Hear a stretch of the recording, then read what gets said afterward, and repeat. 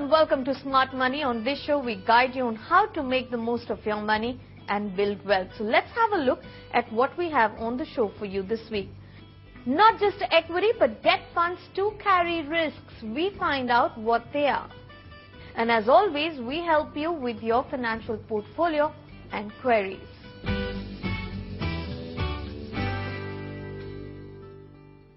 Most believe equity investments are very risky and debt funds are safer bet.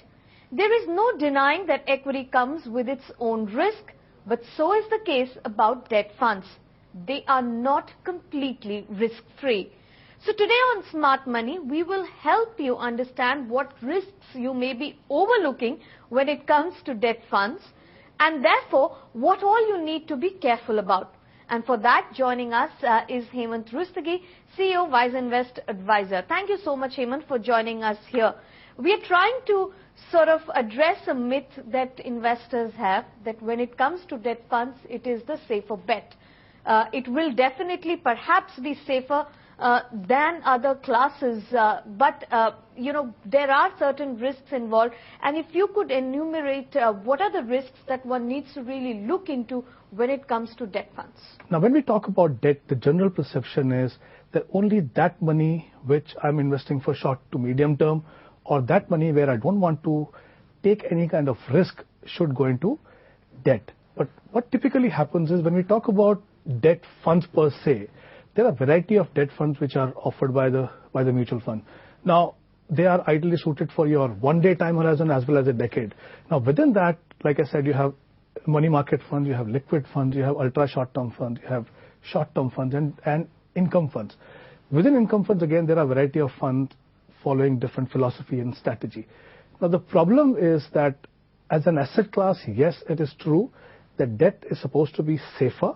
Okay, but the problem is when you invest, ignoring certain aspects of it, or if you chase performance, you end up exposing yourself to risk. Because let's not forget, mutual funds are basically market-linked products. So any market-linked product, whether it's a debt fund or an equity fund, will expose you to the volatility in the market, which could happen because of changes in the interest rate structure, because there is an inverse relationship between the bond prices and the interest rate. What it typically means is whenever the interest rates will go up, the prices of the existing bonds will go down, with that your NAV of the fund also will come down.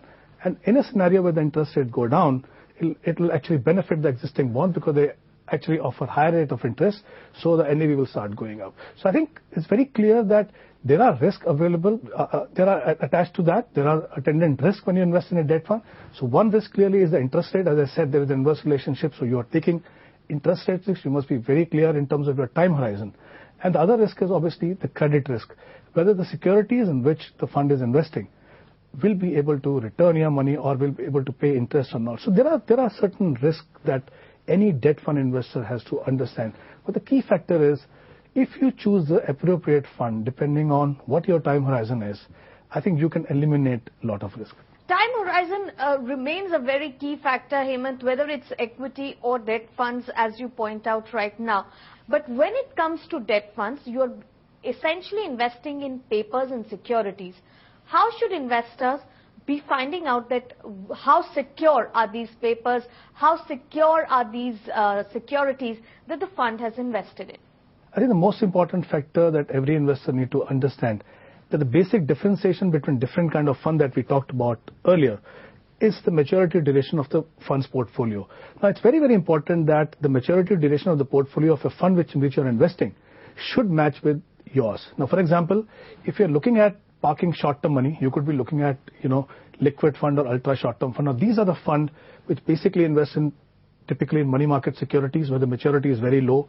In liquid fund, it could be, a month. In ultra short-term fund, it could be, 1 to 6 months. So depending on that, your time horizon, if you invest in these funds, you will be completely all right. The problem, as I mentioned earlier, is when you're investing in the debt fund, looking at the past performance, there you get carried away. Now, which means that, you may have money for a year or two, but you end up investing in income fund, because suddenly you're seeing a scenario where everyone is recommending that you should invest in debt fund because the interest rates are likely to go down.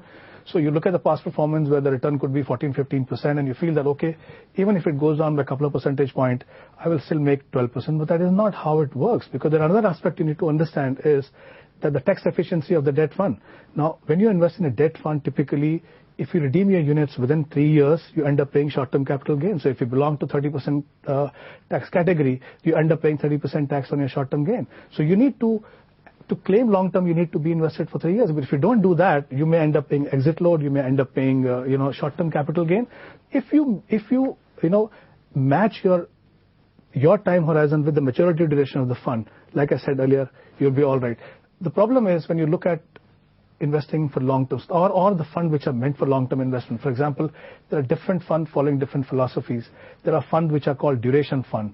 Now, these are the fund typically where the fund manager will increase the duration of the maturity of the portfolio, expecting the interest rates to go down. The risk over there is that if the interest rate cut does not happen or does not happen in the manner that is being envisaged by the market, you end up getting exposed to very high short-term volatility. There are credit opportunities fund. Now, these are a fund typically that expose you to credit risk in their effort to increase the interest rate. Now, there are a couple of opportunities here for the fund manager. Clearly, if the rating of these securities go up, they make good money on that. And also, it's not that every company that they have in the portfolio exposes you to risk, but it can happen that in some of the fund, you may see where securities are there and the company is not able to repay the interest or the principal amount. So like I said, if you don't get carried away with the short-term performance of the debt fund, and if you stick to what your requirements are, I think debt funds can be very, very useful addition to your mutual fund portfolio. You pointed out right now that in a situation when it comes a fund where a paper is it has invested in is unable to deliver the principal amount or the returns.